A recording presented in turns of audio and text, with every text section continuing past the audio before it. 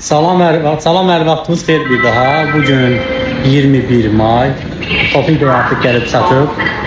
Tofiq Bey'in videosunu görmüşdünüz, paylaşmışdıq. Bir müddət öncə viza almışdı. Artıq bugün gəlib çatdı. Tofiq Bey biraz gec gəldi. Öz işlərini həll eləməliydi. Ona görə özü bilərək müddət uzatdı. Amma Tofiq Bey özü də kvotaya ən uzun müddətə düşənlərdəndir. Təxminən 1 il çəkdi kvotaya düşməyi. Gedirik qarşılayaq, biraz söhbət eləyək, sonra koordinatora təhvil verək, eyni qaydada artıq evinə və işinə yola salaq.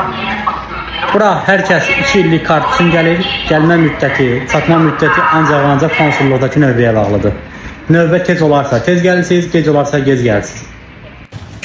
Unutmayın, hər kəs Pilsen Hlavlı Nadraziyə gəlir, buradan qarşılayırıq hər kəsi.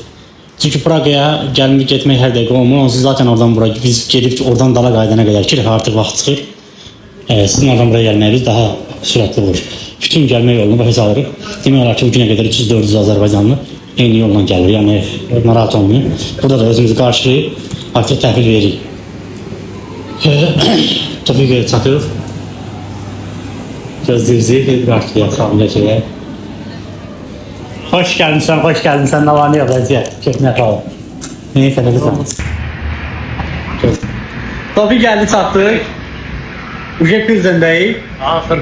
Ya, Tofiq de biraz uzun çəkdi, 1 ildən çox çəkdi hətta kvotaya düşmək. İdeal.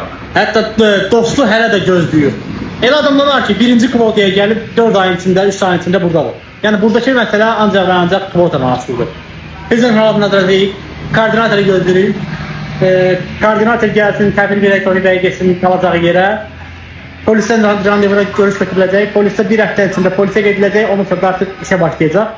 6 aydan sonra da Tofiq Bey'in öz oxuduğu sahə logistikadır. 6 aydan sonra logistikaya keçə bilər.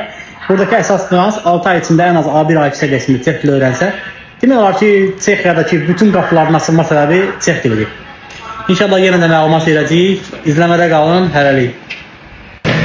Koordinator da gəldi. Tofiq Bey təhvil veririk. Yerləşdiririk çamadanlarını. Artıq buradan gedəcək qalacağı yerə. Ondan sonra da polislə. Hələlik izləmədə qalın.